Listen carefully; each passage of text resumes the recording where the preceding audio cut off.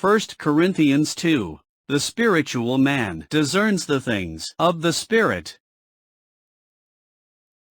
In this chapter, Paul focused on the nature and source of his teachings, emphasizing the role of the Holy Spirit in understanding the wisdom of God. He discussed the limitations of human wisdom and how spiritual wisdom went beyond it.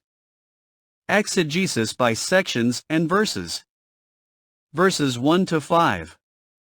Paul's proclamation. Paul began this chapter by talking about his own preaching when he had first come to Corinth. He emphasized that he did not use eloquent wisdom or speech, but focused on proclaiming the testimony of God and the crucified Christ.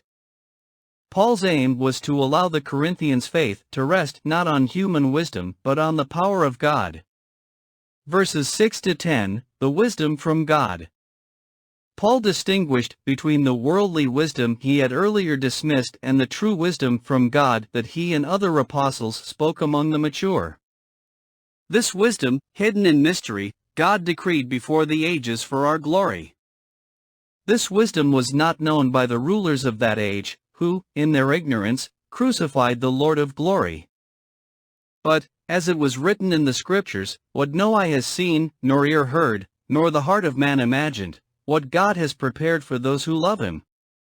Verses 11 to 16, the role of the Spirit. Paul concluded this chapter by discussing the crucial role of the Holy Spirit in understanding God's wisdom. Just as no one comprehended the thoughts of a person except their own spirit, similarly no one could comprehend God's thoughts except the Spirit of God. He emphasized that they had not received the spirit of the world but the Spirit from God so that they might understand the gifts bestowed on them by God. These spiritual truths are spiritually discerned. Those without the Spirit, the natural person, did not accept these truths, for they are folly to them. But the one who is spiritual can judge all things. Paul ends this chapter stating, "For who has understood the mind of the Lord so as to instruct him? But we," he asserts, "have the mind of Christ." Overall summary. In 1 Corinthians chapter 2, Paul focused on the preaching of Christ crucified, highlighting the essential message of the gospel and its power to transform lives. He emphasized that his approach to preaching in Corinth was not based on human wisdom or persuasive words but on the demonstration of the Spirit's power.